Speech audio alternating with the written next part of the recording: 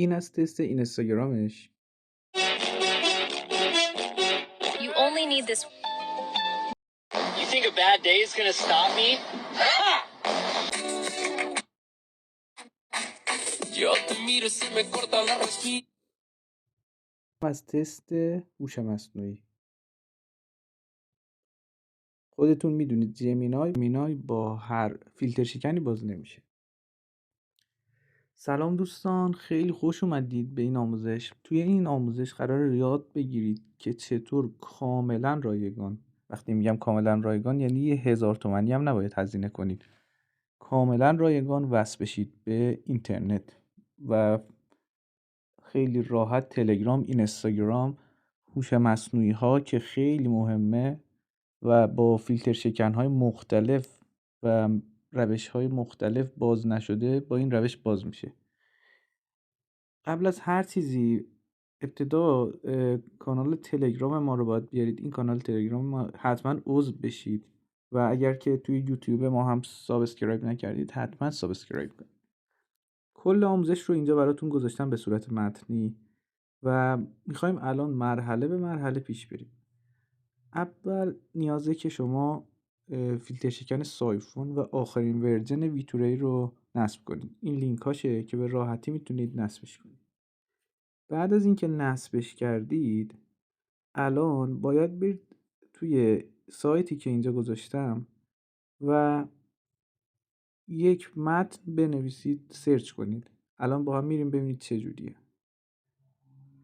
یه لحظه صبر کنید.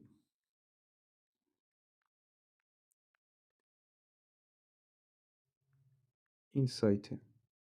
فقط چیزی که هست توی این مرحله نیاز به فیلتر شکن دارید در حد 20 ثانیه.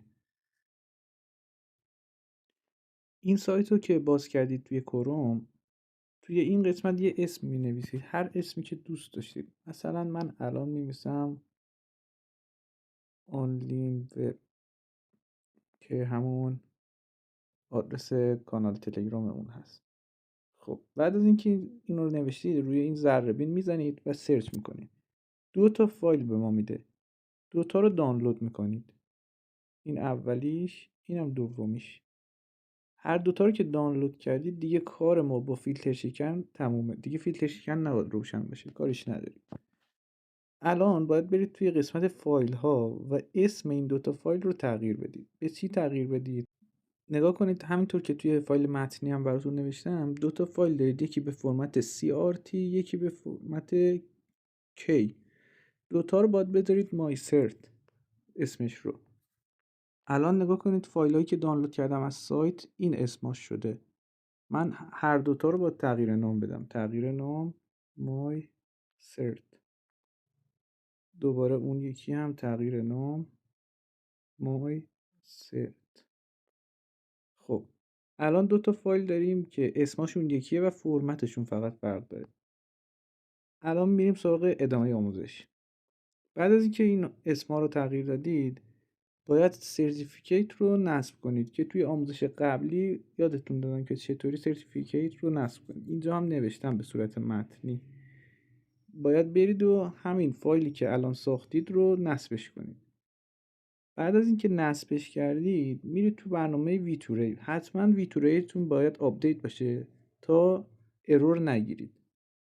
وقتی که اومدید توی ویتوری از این قسمت 3 خط بالا فایل منبع جغرافیایی رو میزنید و روی این به اضافه بالا کلیک میکنید و افزودن فایل ها رو میزنید و این 2 تا فایلی که ساخته بودیم رو بهش اضافه میکنید به برنامه ویتوری.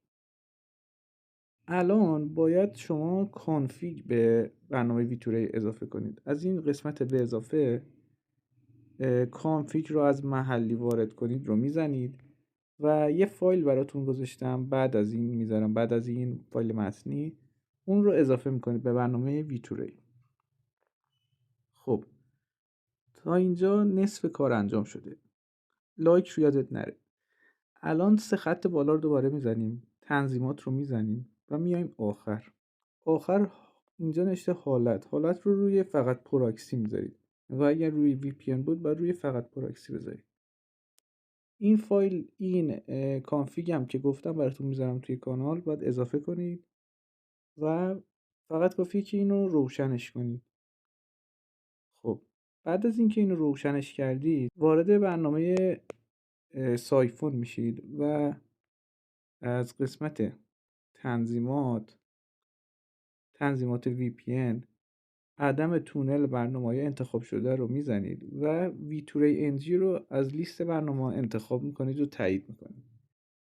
بعد از اینکه این کار کردید میایید و تنظیمات پراکسی استفاده از این تنظیمات رو میزنید و این آدرس هاست و این پورت رو وارد میکنید. خب الان فقط کافیه که اون فیلتر شکن ویتوری رو روشن کنید و این سایفون رو هم روشن کنید.